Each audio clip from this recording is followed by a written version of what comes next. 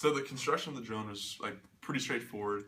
We ran into a lot of problems when we started working with the controller and the electronics on board. There's some issues with the GPS and a lot of the calibration that we were trying to work with, and so we kind of encountered a lot of problems there that we've had to work through. So I think it's most important to like read up on and master those first before you get into like trying to fly it, because we've crashed a couple times just trying to get the calibration to work properly. Hey kids, when building a drone using Pixhawk 4, decide to use a different control mechanism because Pixhawk 4 sucks. That is my advice.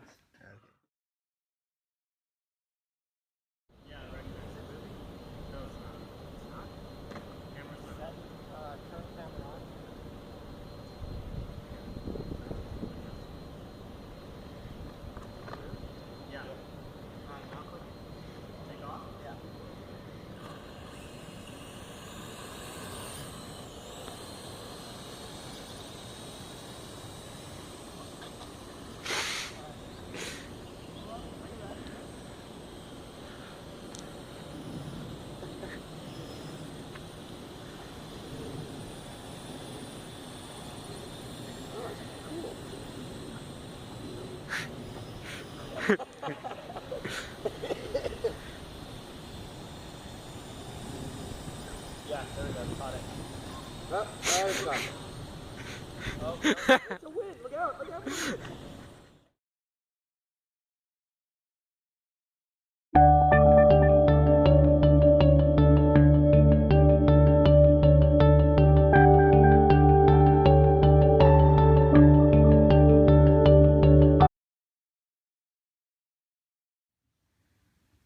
Hey Connor. Yeah. Could you tell us a little about what you've been working Yeah, on? so this basically what I'm trying to do is just use OpenCV for object detection. So our main goal is to detect and follow a red object, and that's what I'm trying to achieve with OpenCV. So to do that, I have a Raspberry Pi and the Raspberry Cam right here, and I wrote some code right here that basically allows access to this camera, and it'll take a couple frames every couple seconds, and it'll apply a threshold frame to it, which basically bit masks the image into ones and zeros, where ones represent red objects and zeros represent everything else. And after that, what I did was I basically swept through the array and tried to find all the ones, and given like a minimum target radius, I can easily find the red object of a certain size. I see. So would you have any advice for anyone trying to do something similar? Yeah, so basically OpenCV is basically required, so get that. I use the API for the Raspberry Pi called RaspBCam, and that can be accessed in the link below. Other than that, I would, if I were to do something different, I want to use a Raspberry Pi, because I burned through about 3 of these already, because I've been using the wrong power adapter, and it's just like carrying them around, it exposes them to static charges, and that really screws them up. So yeah, if I had to choose again, I would go with the Odroid. So that basically has a lot more processing power. I see. So yeah. All right, well, thanks for the input. Yeah.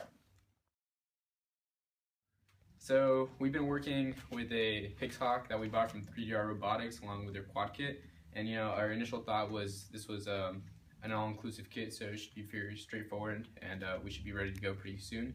But we have encountered many problems that are not covered very well in the manual and all that. So there's we've been working to fix all these issues one at a time.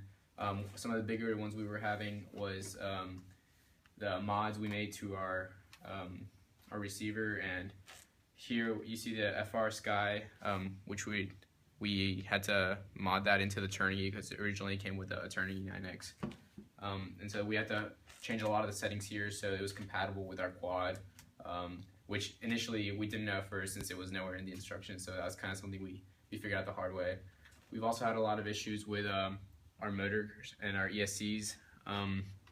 We're still working on those issues, but right now what's happening is that the back two motors spin faster than the front two, and so it always flips on takeoff. And so a common issue or a common reason for why that happens is that you have them wired wrong. But after checking the wiring and all that, we have decided that the wiring is correct. So we kind of have to dive into unknown territory and try to figure out why this is occurring. But every day we make progress. So all the time we hope to have it running up pretty soon.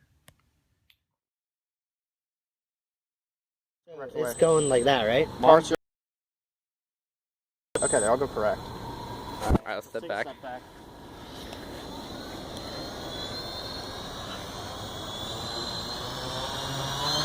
Oh! Told you! I was wrong. I think it's better. Stop. No, those are in the grass. Oh, because the thing went back. Well, no, that's not. One